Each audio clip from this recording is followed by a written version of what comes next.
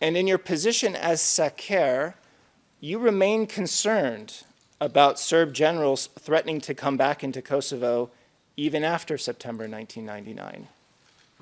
Isn't that right? I remain concerned about Serb potential aggression in the region, not only in Kosovo, but also in Montenegro. There was a reason for that. So when you were talking yesterday about Serb generals giving disinformation, not wanting to admit defeat, there was still a real concern on your part that they would come back. Let's put it this way. If you had asked me, were they coming back, I would have said no. If you'd asked me what my responsibility was, it was to make sure they did not come back. And therefore, it was my responsibility to make sure that the command understood the potential risk and to make sure that there was no complacency on the part of the commanders working for me, including Mike Jackson. I actually asked you neither of those questions. What I asked was, was there a real concern on your part that they would come back?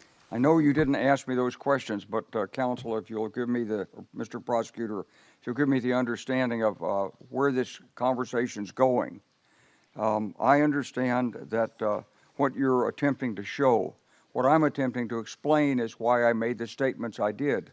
Not because there was a state of war and continuing conflict, but because of the lack of resolution, because of the continuing information I was receiving about Serb statements and other things, and the belligerence and anger in the Serbs military from having left, and the fact that Milosevic was a clever, canny character who had many ways to operate.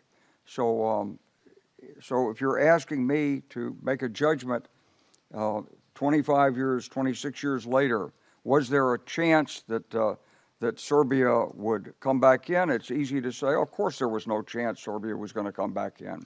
And when Mike Jackson wrote this book somewhere 10 or 15 years after the event, of course everybody knew they weren't coming in. But at the time, I would have been remiss in my responsibilities had I simply said, gentlemen, it's over. Let's relax. This is a state of peace, and go about our business.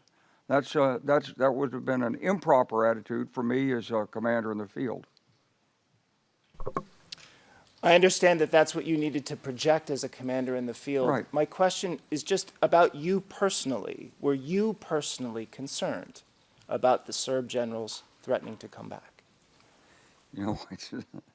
I must have been somewhat concerned because I wouldn't have said anything. But on the other hand, it was my responsibility.